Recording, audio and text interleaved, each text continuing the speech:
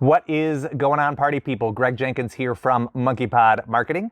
And I want to talk to you about a brand new feature Infusionsoft has released that I'm pretty excited about, and I think you will probably enjoy as well. So if you have ever used the Tasks widget inside Infusionsoft's Campaign Builder, you probably know that this feature is automation's way of telling a human, hey, something needs to happen. It could be that you need to make a phone call. It could be that you need to, ship a physical piece of mail or a welcome basket or something that a human has to manually do, right? And the tasks serve as not only a notification for the person to actually go do that thing, but also as an accountability tool so that we can see what has or has not been done, right? If you do the thing in the real world, you mark the task as completed so that you have a record of it against that contact in Infusionsoft. But the drawback to these tasks is that they don't have a lot of nuance. They don't have a lot of flexibility in terms of recording details about how that thing was accomplished offline. If you are a long-time Infusionsoft user, like in the pre-Campaign Builder days, you might remember a feature known as task completion scenarios. Well, I am happy to inform you that they have released a new feature for the Campaign Builder version of tasks known as task outcomes. And effectively what this allows us to do is decide what are the different outcomes that this task could possibly create. And then you can use those outcomes to route people into different sections of automation, right?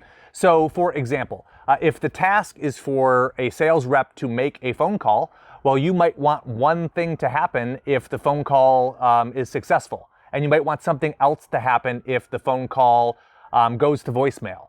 So depending on how that call went, you can define the different outcomes that you think are possible, and then you can use those to trigger corresponding automation at a more detailed or personal level. So let's jump into the software here, and I will show you two examples, both where this is going to be useful and also where it might not be as useful.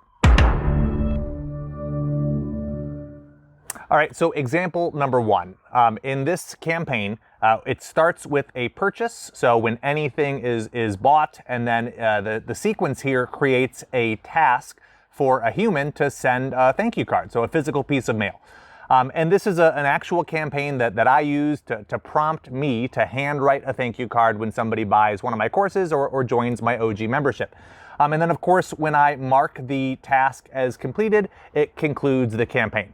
So this is a pretty simple campaign, and this is an example of a totally binary task. It is either completed or it has not yet been completed. Those are really the only options at this point. So in this scenario, you wouldn't really need task outcomes because there aren't too many ways that task can be completed. I've either written and mailed the thank you card or I haven't yet.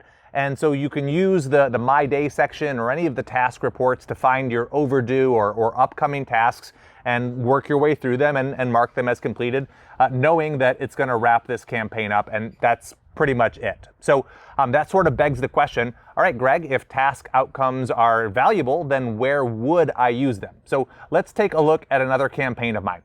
The section of this campaign I want to focus on is the partner application. So I offer a referral partner program, and if you want to promote MonkeyPod's courses and earn a commission, all you have to do is apply for that partner program. So that's what's happening here. We've got the partner application web form, and when you submit it, it creates a task for me to review your application to make sure that we are a good fit and that the partnership is going to serve us both.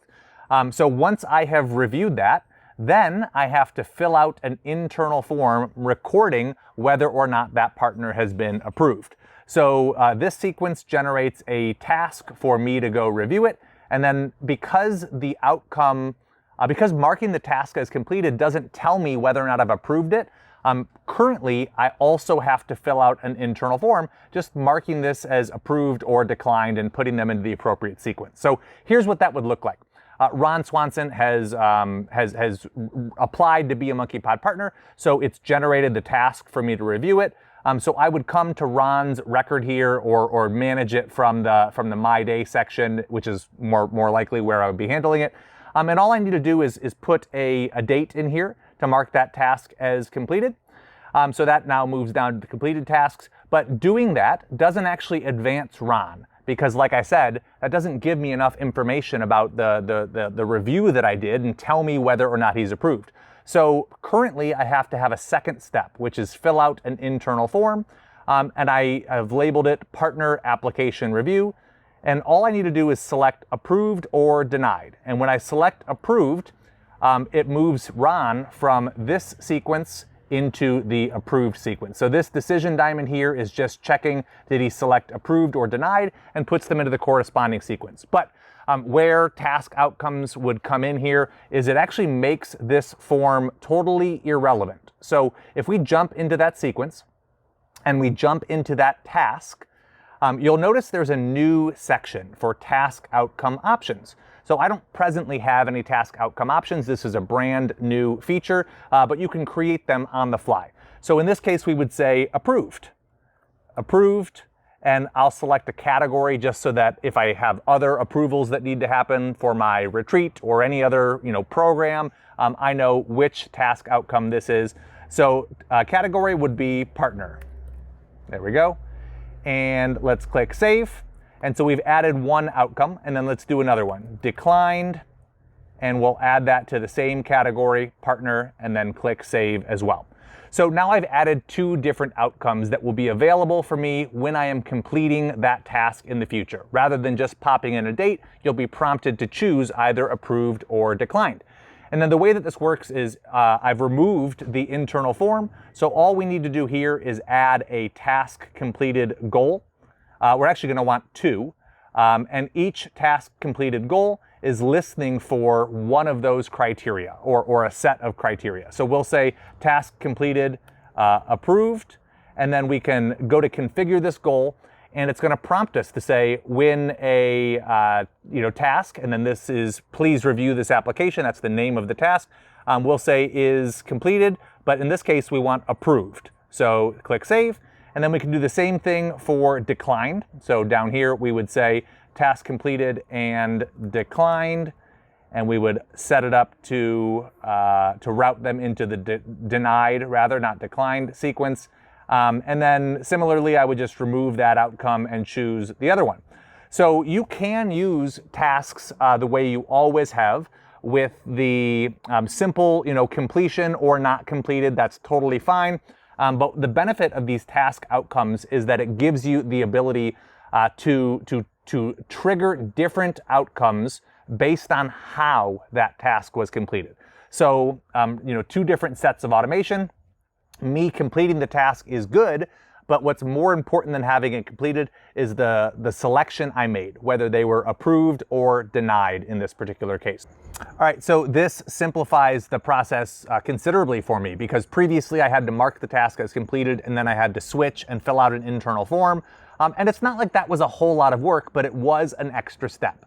So now I just need to mark the task as completed, and in doing so, select the outcome that I wanted based on my review and whether or not I've approved or denied their application. And automatically, just by selecting that outcome, the contact will be routed into the appropriate follow-up. So it's going to be really useful. It takes the task feature and it makes it exponentially more valuable, because you can create specific and targeted automations based on how the task was completed. Not just whether or not it was completed, but how it was completed. So the final thing I want to point out here is that you can also leave people in the sequence, right? So for example, if I added a third option here, which was, more info needed. So let's go ahead and add that one, and we'll put it in the partner category as well. More info needed doesn't achieve either of these goals. So if I mark that task as completed, but I select more info needed, I know they're going to stay in that sequence. So what this gives me the ability to do is design the sequence so that it follows up with them. The longer the contact is in there, it's going to drive them towards a follow-up questionnaire that asks about their business or asks about how they plan to promote MonkeyPod, or collects whatever information I was missing. So I like to call that out, because sometimes people see tasks as this, or goals in general, as sort of being a decision tree. But the reality is there are three outcomes here. either somebody is approved or declined, or they stay in that sequence. And that's always the hidden option that we tend to overlook. So knowing that gives us the ability to add additional automation in that sequence that accounts for the scenarios wherein a goal is not achieved. And like I said earlier, I think this will be particularly valuable for anyone who's using tasks to drive offline interactions, offline calls, right? If the person does pick up the phone, you can move it forward depending on the outcome of your conversation. But if they don't pick up the phone at all, you can leave them in that sequence knowing another task to call will be created a week later or a few days later, right? So this gives us a lot of flexibility in terms of how we build our campaigns, but also, strategically where we use tasks throughout those campaigns. So that is all I wanted to say about task outcomes. This new feature has rolled out to, I believe, most users, but if you don't have it in your app yet, you will soon. So I wanted to make sure this was on your radar and you were familiar with it so you can start to think about the areas in your business where task outcomes might offer a more robust experience for your customers or a more strategic tool for your internal staff as well.